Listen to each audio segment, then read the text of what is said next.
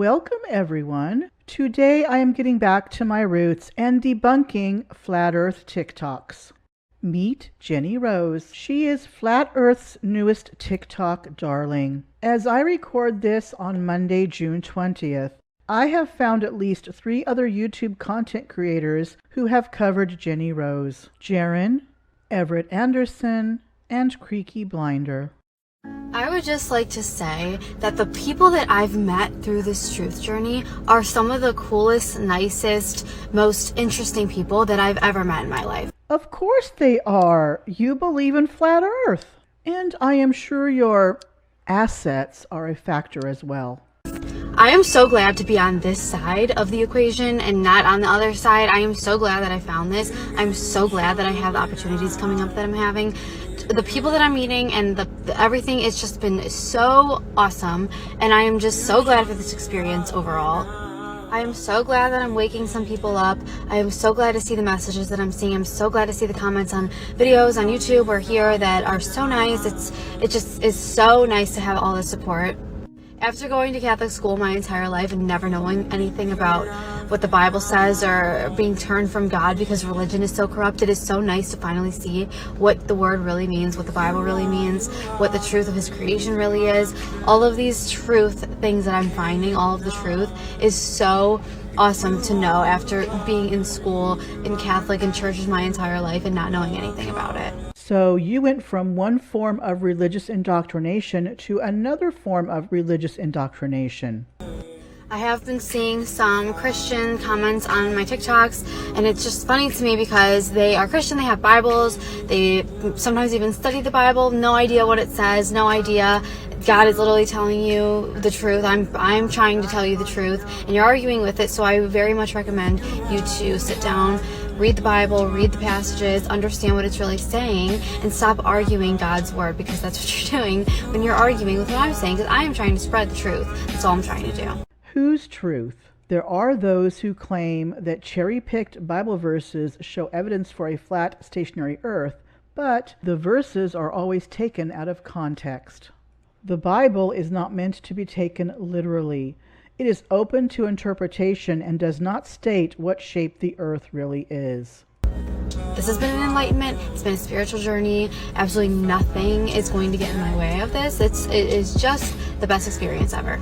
I am sure it has been, and you wholeheartedly believe what you want to believe, and that is okay. The other side is nothing but insults and pseudoscience and all of these extraordinary claims with no evidence backing it up. Are you sure about that? Not that there aren't those in the flat earth debunking community that can be harsh on others, but you apparently haven't heard of YouTubers Nathan Oakley, Daniel Pratt, or other toxic flat earthers like TikToker Dare I speak in their videos. And I am just so glad to see. It is so different to see. I don't know how to explain it, but when you can see and you're awake, everything is so different, and I am in love with this journey. So thank you guys for all the support. Thank you for all the people reaching out. Thank you for all the people inviting me to your shows to speak with you. All of this stuff is awesome. I'm literally never want to stop, and I am so glad to open your eyes, and I'm so glad that mine are open, and I just want to keep going. And yes, so what a great idea. Why don't we read together? Shall we? Ah yes, a book by Edward Hendry, a lawyer and Christian researcher, titled The Greatest Lie on Earth, Proof that Our World is Not a Moving Globe, that is full of science and facts, and is on every flat earther's, well, the ones who can read anyway, must-read list. Because, let's face it, people who believe in a flat earth don't tend to read books that don't support their narrative. It's interesting to note that the first sentence in the book's summary on Amazon.com says, "This book reveals the mother of all conspiracies." The projection there is IMAX level. The greatest lie on earth, proof that our world is not a spinning globe. Let's just see what the first page says. The most universally accepted deceit today is the ingrained teaching that the Earth is a globe spinning at the speed of approximately 1,000 miles per hour at the equator, while at the same time orbiting the sun at approximately 66,600 miles per hour. While the Earth is orbiting and spinning, the sun in turn is supposed to be hurtling through the Milky Way galaxy at approximately 500,000 miles per hour, so 500,000 miles per hour.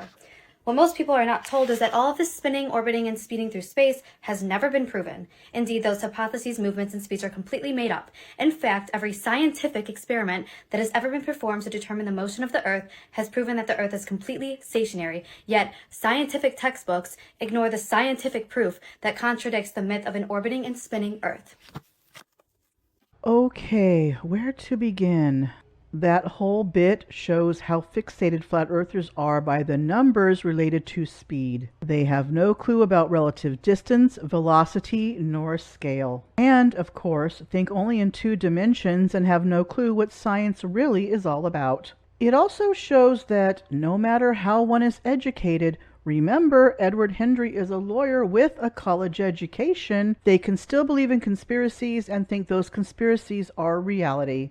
Welcome to part 2 of dumb comments I get on TikTok. So this one is about science. You don't know science. Let's together look at the definition of science really quick. Here it is. The intellectual and practical activity encompassing the systematic study of the structure and behavior of the physical and natural world through observation and experiment. So that means you're experimenting and observing something to deem true.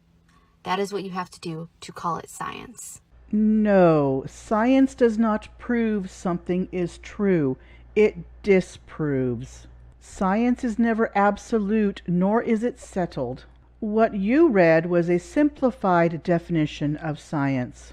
ScienceCouncil.org defines science as science is the pursuit and application of knowledge and understanding of the natural and social world, following a systematic methodology based on evidence. Scientific methodology includes the following: objective observation, measurement and data, possibly although not necessarily using mathematics as a tool. Evidence, experiment and/or observation as benchmarks for testing hypotheses. Induction, reasoning to establish general rules or conclusions drawn from facts or examples. Repetition, critical analysis, verification and testing, critical exposure to scrutiny, peer review, and assessment. The word natural also has a different meaning in science other than the colloquial meaning of existing in or caused by nature, not made or caused by humankind. Natural in the case of science means the physical world. Now, please tell me how the globe is anything like that definition. Tell me how the globe has anything to do with science, observing and experimenting in order to deem true. You cannot prove the curve. You cannot prove the motion. Any of the 3 motions it's doing, you can't prove any of them. You cannot prove gravity. You can't prove any of the crucial things of the globe. What the globe is, you can't prove it. You cannot prove any of it. Oh, on the contrary, the Earth being a globe has been demonstrably shown time and time again with objective observation, evidence, experimentation, induction, repetition, critical analysis, and verification and testing. Just because you don't believe that doesn't make the globe Earth a lie. Personal incredulity is an opinion, and opinions are not fact. You know what you can prove? Water is always level. Water needs a container. The stars come back once a year in the same fixed position. Polaris never moves. The Earth is not moving. Everything works over a flat, stationary plane. Okay, let's take a few of these parroted talking points one at a time. A. Water is level. However, level does not mean flat. And level has way more than one definition.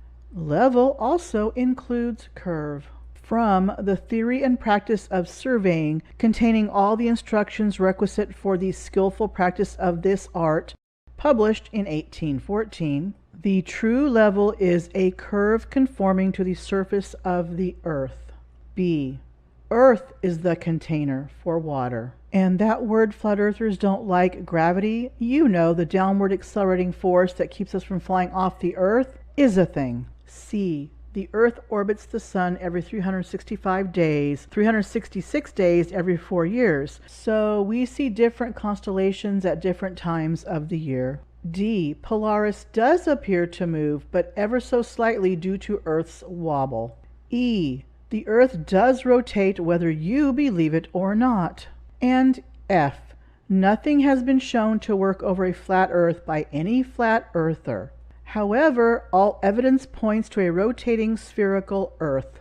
Parroting flat Earth's tired old talking points that are not backed up by evidence won't change that. Even NASA's document, let me pull it up. This is nasa.gov. First page says, a linear aircraft model of a rigid aircraft of constant mass flying over a flat, non-rotating Earth. It says right there, NASA. Why do they need to pretend that we're on a flat, non-rotating Earth for the aircraft to work? There's no allowance for curvature on anything, ever. Every single thing that we do only works on a flat plane. They pretend it's flat and non-rotating, not moving at all, but it's a globe. Please explain it to me. I don't get it. Of course you don't get it. The Earth, everything on the Earth, and everything in its atmosphere moves along at the same linear speed, unless another force acts upon it. And that downward force we call gravity helps to keep objects in the atmosphere level with the Earth's surface. In the case of aircraft, the curve is accounted for by its electronics, and because aircraft usually has engines that propel it forward, one can assume a non-rotating, level, flat plane with no constant adjustments by the pilot. I hope I explained that correctly, or somewhat correctly, but I am sure if I didn't, someone will correct me in the comment section. On a globe, the curve is a physical obstruction of view, blocking anything going over it from any kind of view. When a boat goes over the curve and it's over the physical obstruction of view, if you were to zoom in with a camera, you should not still be able to see this boat. You should not be able to see it. But you can still see it when you zoom in because it's out of your human eye perspective, and the camera can zoom in and see that the boat is still flat and completely level. That is proof that that is not a curve. That's proof. That's science. That's testing to deem true. Again, science is not about truth. Objects do disappear bottom first. Simply zooming in, bringing the object into view, is about resolution. However, the bottoms of those objects are still obstructed by the horizon, which is the effect of Earth curve. Don't you think if we were on a globe, a spinning ball through infinite space, don't you think that we would be able to prove this? Do you not think that, oh, it's too big, it's this and that? Stop. If we were on a spinning ball, there would be evidence of it. Why? Why is there no evidence of it? Because it doesn't exist. Because it doesn't exist. As I said before, personal incredulity is an opinion, and opinions are not facts. What do you really think she's talking about when she says this? Pay attention to the comments. I know we have still not shattered that highest and hardest glass ceiling, but someday someone will, and hopefully sooner than we might think right now. Although we weren't able to shatter that highest, hardest glass ceiling this time, thanks to you, it's got about 18 million cracks in it.